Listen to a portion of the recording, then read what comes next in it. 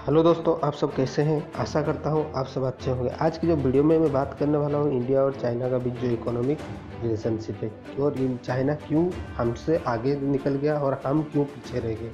कौन सा पॉलिसी, कौन सा नीति वो अपनाया जिसके वजह से आज चाइना वर्ल्ड का बहुत बड़ा इकोनॉमिक है और साथ ही साथ जीडीपी के मामले पे वो वर्ल्ड का सेकंड मोस्ट शक्तिशाली कंट्री है। इसके अलावा क्या इंडिया क्यों पीछे रह गया और क्या हम सीख सकते हैं चाइना के वजह से, चाइना की नीति से, और क्या वो नीति, कौन सा नीति वो अपनाया जिसके वजह से वो वर्ल्ड पे बहुत बड़ा इकोनॉमी होकर उभर गया और क्या पीछे रह गया।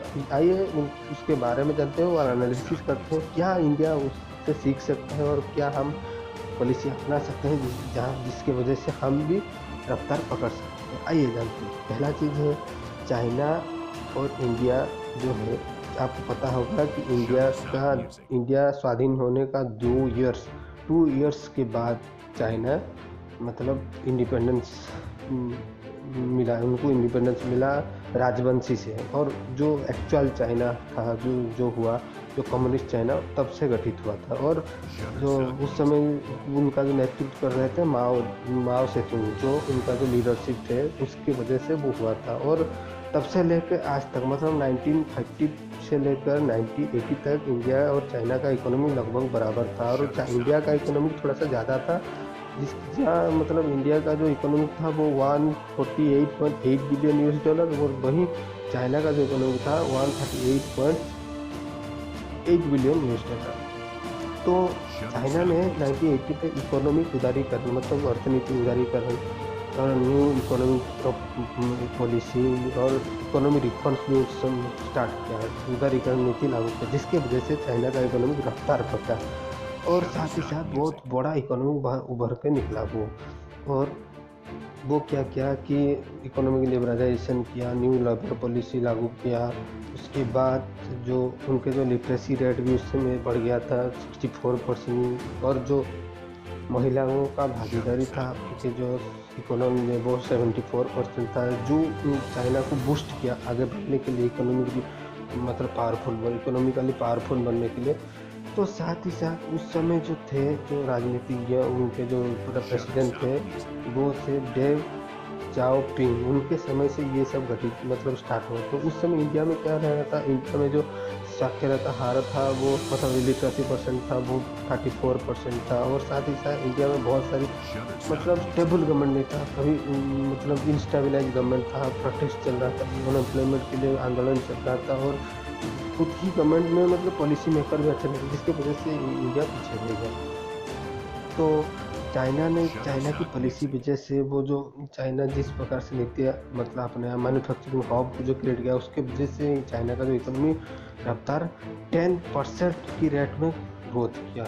और 1978 पे चाइना का इकोनॉमिक जो है वो इंडिया को क्रॉस किया और इंडिया का इकोनॉमी पीछे रह गया। और साथ ही साथ हालांकि 1990 पे जो मनमोहन सिंह के इकोनॉमिक नीति आया, उसके बाद जो पहली बार इंडिया थोड़ा चाइना से आगे निकल गया, और तो चाइना को कहीं ना कहीं परेशानी हुआ। तो उसके बाद वो China second phase of liberalisation second phase economic उदारीकरण नीति स्टार्ट, जिसके वजह से चाइना का इकोनॉमी में बहुत बड़ा छलांग देखने को मिला।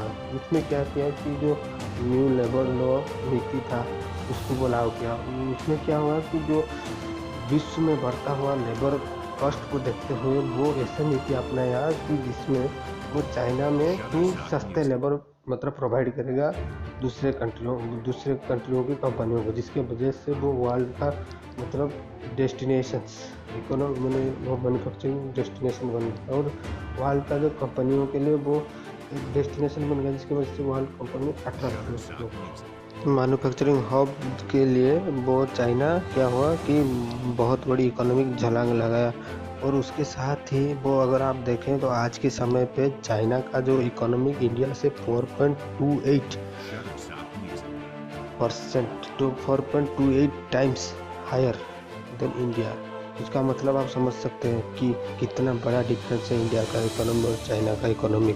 और साथ ही साथ आपको पता होगा कि 1998 में चाइना का इकोनॉमी 1 ट्रिलियन क्रॉस कर गया था, जो जिस प्रकार से वो नीति अपनाया था उसके वजह से, जैसे कि मैन्युफैक्चरिंग हब, ये तो बहुत बड़ा चीज़ है जो मैन्युफैक्चरिंग हब बना दिया विथ लो लेबर कॉस्ट में, ये बहुत बड़ा हो गया जिसके वजह से चाइना का इकोनॉमी 1 ट्रिलियन क्रॉस किया। और वहीं इंडिया का इकोनॉमी 1 ट्रिलियन क्रॉस करने के लिए 9 ईयर लग गया। 2007-8 के दौरान वो 1 ट्रिलियन क्रॉस किया। और आपको पता है कि चाइना का जो बिग इकोनॉमिक बूस्ट का मेन रीजन भी एक है एक्सपोर्ट।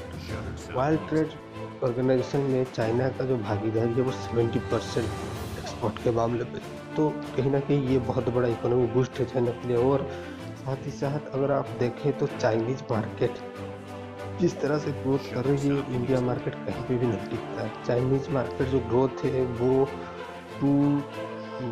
266 मतलब 266 बिलियन US डॉलर से बढ़कर 1.76 ट्रिलियन तक वो पहुंच गया है। 1.76 ट्रिलियन पे पहुंच गया है। और आगामी दिन पे आगामी फ्यू ईयर में मतलब नेक्स्ट 2 to 3-4 ईयर्स में वो उसका इकोनॉमी को 2 ट्रिलियन तक ले जाने का 2.6 मिलियन ट्रिलियन तक ले जाने का सोच रहे हैं। वही इंडिया का इकोनॉमी अगर देखें तो इंडिया का जो मतलब मार्केट ग्रोथ है वो 0.54 ट्रिलियन है। तो देखिए ये बहुत बड़ा इकोनॉमिक डिफरेंसेस है जो इंडिया को पीछे ढकेल रहा है चाइना के साथ कंपेयर करने के लिए। और साथ ही साथ अगर आप देखें तो चाइना का जो नीति कहीं ना कहीं अच्छे रही होगी जिसके वजह से वो चाइना वर्ल्ड का बहुत बड़ा इकोनॉमी बन गया। और आज के समय देखें तो चाइना का जो पर कैपिटा इनकम है वो है 10,276 मिलियन US डॉलर। और इंडिया का जो इकोनॉमी है वो 2,104 बिलियन US डॉलर, जो 2018 और 2019 के डाटा के हिसाब से ये ही है। तो कहीं ना कहीं ये इंडिया के लिए बहुत बड़ा डिफरेंसेस है चाइना के साथ। और चाइना जिस प्रकार से अपने जो कंस्ट्रक्शन पॉलिसी हुआ, इकोनॉमिक में जैसे राहत बनाने के लिए जिस प्रकार से नीति वो अपना रहा है, कहीं ना कहीं ये चाइना के लिए अच्छे संकेत है कि आगे बढ़ने के लिए। और इंडिया को भी इसके बारे में थोड़ा सोचना चाहिए।